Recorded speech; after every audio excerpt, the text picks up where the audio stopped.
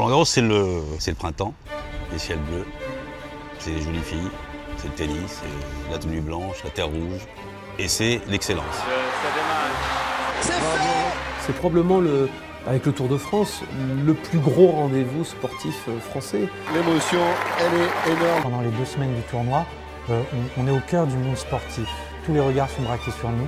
On est suivi par les télés du monde entier. Roland Garros. On est nous aussi obligés de répondre à cette attente, à ce challenge permanent. Tout le monde est debout. Et donc la difficulté, c'est de faire un stade moderne. On vise 2020 pour la terminaison de ce projet qui va se dérouler en 3 ou 4 phases de travaux. Il y a quand même un tournoi qui se déroule chaque année. On n'a pas le droit à l'erreur. C'est quand même très très tendu. Il n'y a pas de place à l'improvisation dans toutes ces histoires.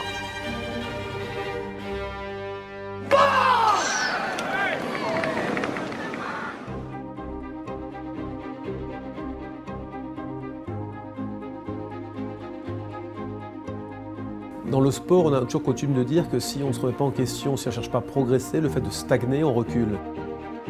Qu'on le veuille ou non, dans un monde qui bouge vite, avec des adversaires, si on peut les appeler comme ça, qui aujourd'hui investissent des gros moyens justement dans leurs installations, et on se doit, nous aussi, à notre tour, de poursuivre cette évolution, cette modernisation du stade.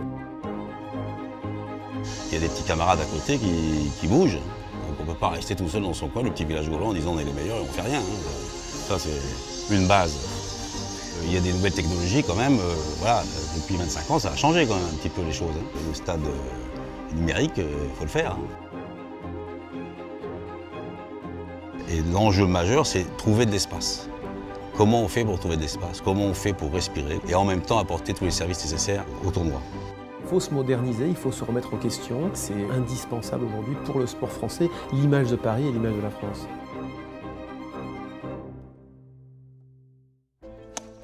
C'est fini. C'est terminé, bravo Marie-Pierce, elle a gagné. Je crois que l'exercice justement est assez délicat parce qu'il faut arriver justement à se remettre en question, à se moderniser, à s'étaler, à grandir un petit peu, tout en conservant ce qui fait la magie et le charme de ce tournoi. C'est là où c'est compliqué. Il y a une philosophie à bien comprendre qu'est-ce que c'est que Roland Garros. Il y a une ADN, il y a une image, il y a une marque, il y a une histoire. On n'est pas en train de faire un nouveau stade dans la nature, je ne sais pas où. Et Roland Garros, c'est porteur de valeurs fortes. On parle d'opiniâtreté, on parle de courage. La terre battue également fait partie de notre ADN. Et donc la difficulté, c'est de faire un stade moderne, mais on est là depuis 1928, il faut le rappeler. Ça, c'est important. Là, les mousquetaires, ils jouaient là, derrière moi. C'est pas la même terre, au même endroit. C'est là que Marcel Bernard va l'emporter, c'est là que Noah va l'emporter, c'est là que Kuerten va dessiner son cœur dans la terre battue. Et c'est ici que tout a commencé. Je prends toujours l'exemple du cours numéro 2, qu'on appelle vulgairement le cimetière des éléphants. C'est là que se jouaient des parties d'enfer qui se terminaient à 22 h au phare de Bagnoles, où les têtes de série se faisaient taper par des inconnus. Bah, ce 2, on va le péter. Voilà. Et on va en construire un autre, au bout là-bas, ça va s'appeler 14, et on essaye de retrouver ça. On va essayer de retrouver ça. Il faut qu'il y ait un petit cours dans un coin où ça se passe, quoi, voilà. Ça, c'est un détail, mais c'est ça qui est important. Et il fallait trouver le juste milieu entre ce qu'on appelle tradition et modernité. Il fallait trouver ce juste milieu.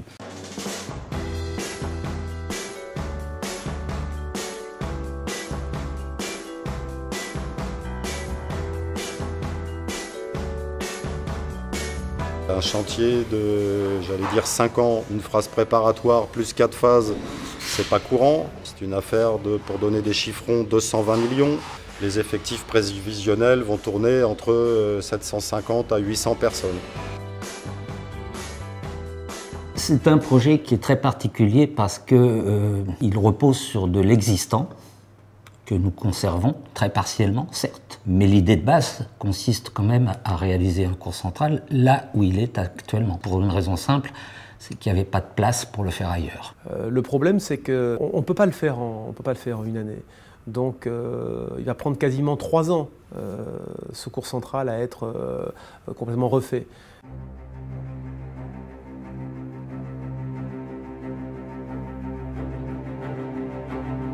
Il y a quand même un tournoi qui se déroule chaque année à la fin du mois de mai qui a son importance et qu'il faut préserver avant toute chose.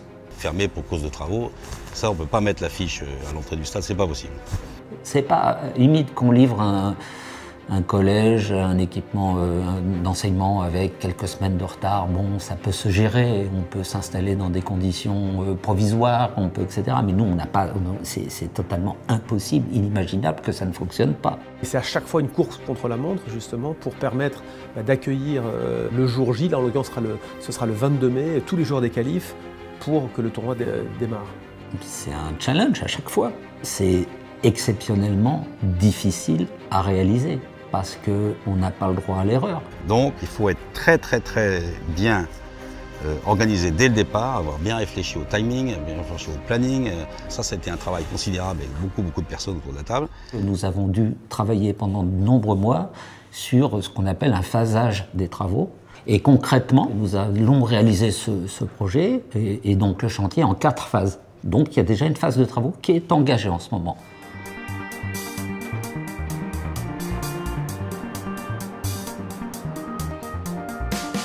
Alors la phase 1, c'est beaucoup de choses qui ne sont pas perceptibles par le public quand il va venir. C'est des choses qui se passent en dessous. C'est ce qu'on appelle des travaux de VRD, de voirie, de réseaux divers.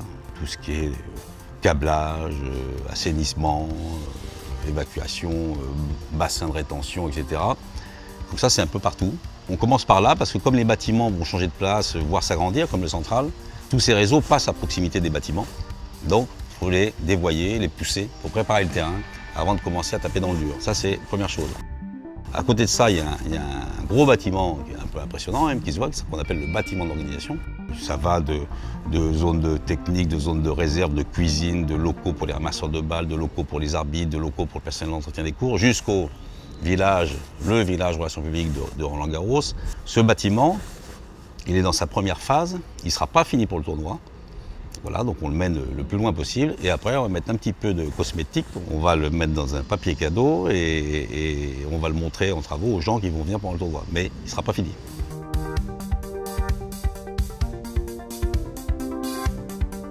On aura posé tout le vitrage pour le tournoi. On aura posé les vitrages et posé normalement l'ensemble des émalites qui sont stockés juste à pied d'œuvre. Ouais. L'ensemble des terrasses végétalisées seront en place et donc il n'y aura plus rien d'autre que les murets. Toutes les terrasses vont être... Toutes les terrasses vont être en place. Ouais.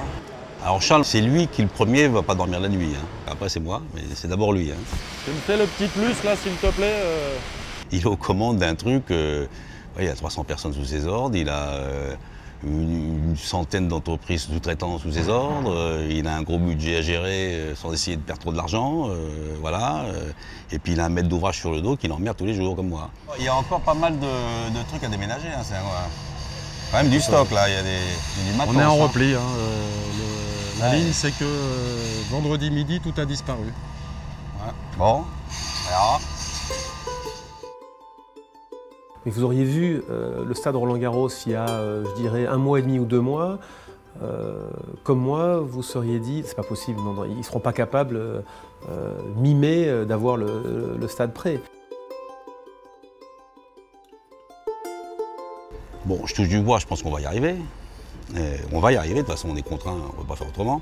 Mais effectivement, il y a des phases, avec 10 mois de travaux dans l'année, s'il gèle pendant 2 mois, on n'est pas bien, quoi. C'est quand même très tendu.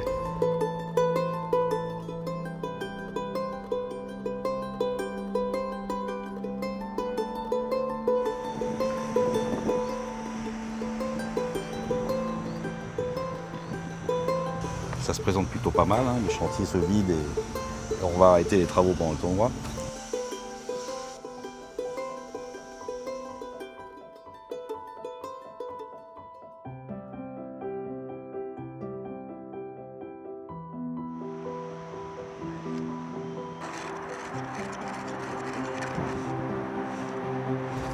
L'important, c'est de bien reprendre, d'être prêt à faire la reprise après le tournoi, parce que c'est là, si on loupe le début, on loupe la fin. Il faut bien commencer le 19 juin pour pouvoir terminer le 15 avril l'année prochaine. C'est une période un petit peu délicate, puisque chaque édition, juste après la finale, Des équipes de dizaines de personnes rentrent dans le stade avec des casques sur la tête et puis c'est un énorme chantier qui reprend. Et c'est une nouvelle course contre la montre qui va s'engager pour préparer, je dirais, l'édition de 2018. Je rappelle, on a encore un tournoi ici en 2018. Il faut que le central il ressemble à quelque chose, même si on a commencé à entamer beaucoup de choses. On est bien d'accord. On a la chance d'avoir les championnats du monde sur terre battue. On est très fiers d'avoir un des 4 tournois du Grand Chelem et je crois que mon rôle, mais celui de toutes les équipes ici, c'est de s'assurer que ce tournoi reste toujours ce qui se fait de mieux, je dirais, dans le monde du tennis.